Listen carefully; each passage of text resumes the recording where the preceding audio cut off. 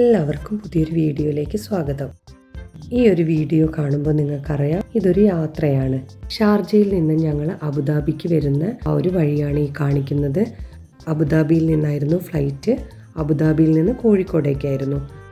കോഴിക്കോട് എയർപോർട്ടിൽ എത്തിയ ശേഷം പിന്നെ വീട്ടിലേക്ക് വരുന്ന വീഡിയോ ഒന്നും എടുത്തിട്ടില്ല. കാരണം വീഡിയോ ലെങ്ത് കൂടണ്ടെന്ന് വിചാരിച്ചിട്ടാണ് അതൊന്നും പ്രത്യേകിച്ച് എടുക്കാതിരുന്നത്.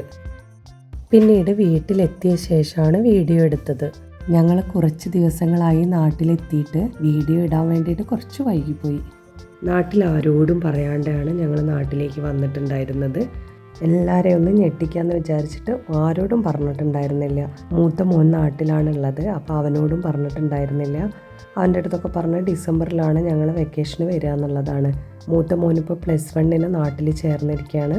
ജൂൺ മാസം അച്ഛനും മോനും കൂടെ നാട്ടിൽ വന്നിട്ടുണ്ടായിരുന്നു. അവനെ +1 ഇവിടെ നാട്ടിൽ ചേർത്തിയിട്ടുണ്ട്.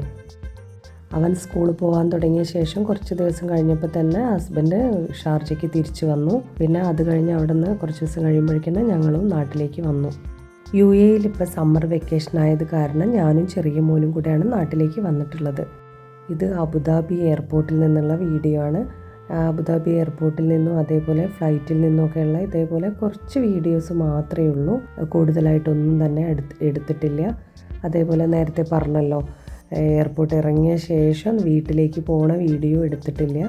വീടെത്തിയ ശേഷം എല്ലാവരെയും ഞെട്ടിക്കുന്ന വീഡിയോ മാത്രമാണ് എടുത്തിട്ടുള്ളത്. എല്ലാവരും നല്ല സർപ്രൈസായി. Abu Dhabi Kozhikode air India express ആയിരുന്നു ഫ്ലൈറ്റ്. ഞങ്ങൾ നേരെ കോഴിക്കോട് ഇറങ്ങി ഞങ്ങളുടെ വീട്ടിലേക്കാണ് പോയിട്ടുള്ളത്. പാലക്കാടേക്ക് പോയിട്ടുണ്ടായിരുന്നില്ല. പിന്നീടാണ് പാലക്കാട് ട്രിപ്പ് പ്ലാൻ ചെയ്തിരിക്കുന്നത്. ആദ്യം അമ്മയുടെ അടുത്തേക്കാണ് പോയത്, വീട്ടിലേക്ക്. അപ്പോൾ അമ്മയാണ് ആദ്യം തന്നെ വാതിൽ തുറന്ന് അമ്മ ഒന്ന് ഞെട്ടി. പിന്നെ അതിന് ശേഷം താഴത്ത് തന്നെ ഞങ്ങളൊക്കെ ജനിച്ച് വളർന്ന വീടുണ്ട്. അവിടെയാണ് ഇപ്പോൾ ഇളയച്ചനും ഇളയമ്മയും താമസിക്കുന്നത്. ഇളയച്ചൻ എന്ന് പറയുന്ന അച്ഛൻ്റെ അനിയൻ. പിന്നെ അച്ഛൻ്റെ അനിയന് 2 മക്കളുണ്ട്. അവർ എറണാകുളമാണ് വർക്ക് ചെയ്യുന്നത്.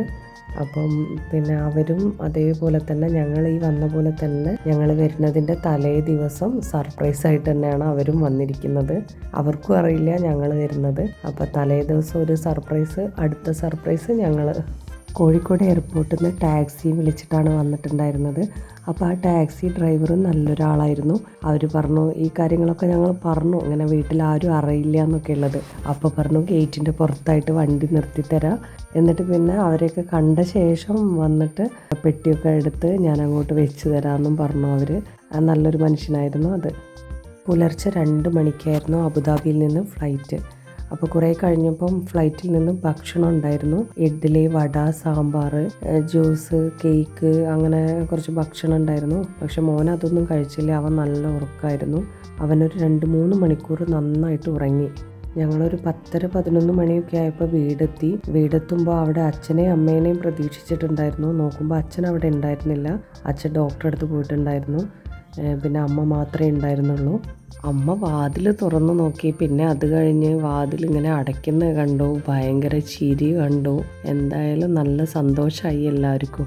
അപ്പോൾ അമ്മ അങ്ങനെ തന്നെ ഇളയമ്മയെ വിളിച്ചു താഴത്തെ വീട്ടിലേക്ക്. ഇളയമ്മ വീടിൻ്റെ പിന്നാലെ വന്ന് നിന്ന് നോക്കി, എന്താ വിളിക്കണമെന്നുള്ളത് നോക്കിയതാണ്. നോക്കുമ്പോഴാണ് ഞങ്ങളെ കാണുന്നത്. ഇളയമ്മയെ ആകെ ഞെട്ടിത്തരിച്ചു. ഇളയമ്മ അങ്ങനെ മക്കളെ വിളിച്ചു. മക്കളും ഇളയച്ചനും എല്ലാവരും വന്നു.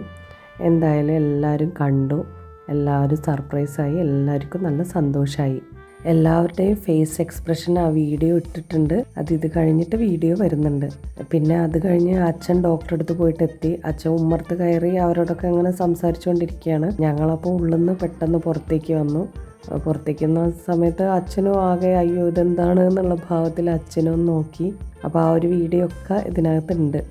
മോന് സ്കൂളിൽ നിന്ന് എത്താൻ 5:30-5:45 ആവും. അപ്പോൾ ആ സമയം വരെ ഞങ്ങളിങ്ങനെ കാത്തിരിക്കുകയായിരുന്നു, അവൻ വരുന്ന ആ ഒരു സമയവും നോക്കി. പിന്നെ മോൻ സ്കൂളിൽ നിന്ന് വരുന്ന സമയത്ത് അവനെ അങ്ങനെ തന്നെ ഞെട്ടിക്കുക, അവൻ്റെ ആ ഒരു ഫേസ് എക്സ്പ്രഷനും വീഡിയോ എടുക്കണം എന്നൊക്കെ വിചാരിച്ചിട്ട് ഞങ്ങൾ റൂമിൻ്റെ ഉള്ളിൽ കയറി മുകളിലിരിക്കുകയായിരുന്നു. പക്ഷേ താഴത്ത് അവൻ എത്തിയതും അവൻ ചെരുപ്പ് അഴിച്ചിടുന്നതൊക്കെ മുകളിൽ നിന്ന് ജനലിൻ്റെ ഉള്ളിൽ കൂടെ വീഡിയോ എടുത്തു. പിന്നെ താഴത്തെത്തിയതും അനിയൻ്റെ മോനുണ്ട്, ചെറിയ കുട്ടിയാണ്, 4 വയസ്സായത്.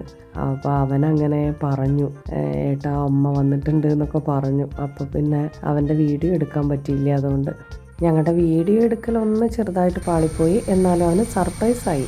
ഇനി ഇതാ ഓരോരുത്തരുടെയും മുഖഭാവം നിങ്ങൾക്ക് കാണാം. അമ്മ അവിടെ പിന്നെ ഇളയമ്മയെ വിളിച്ചു, ഇളയമ്മ പിന്നെ മക്കളെയും അച്ഛനെയൊക്കെ വിളിച്ചു.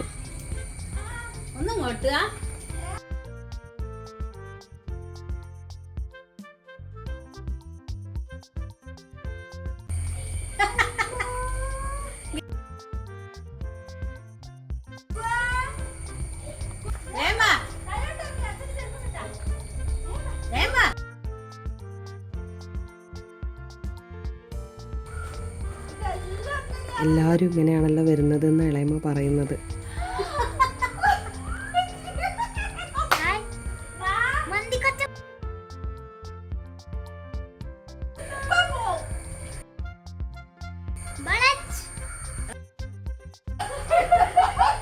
പിന്നെ അവരെല്ലാവരും കൂടെ കയറി വീട്ടിലേക്ക് വന്നു. അപ്പോഴേക്ക് ഡോക്ടറെ അടുത്ത് പോയിട്ട് അച്ഛനെത്തി.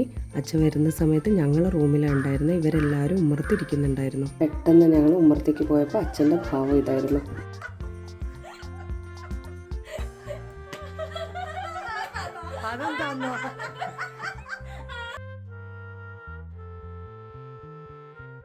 ഇത് അനിയൻ്റെ മോനാണ്.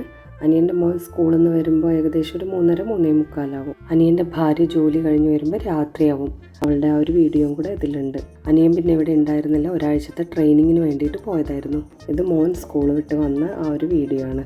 ആദ്യം പറഞ്ഞല്ലോ, അവൻ്റെ ആ ഒരു വീഡിയോ മാത്രമേ കിട്ടിയുള്ളൂ.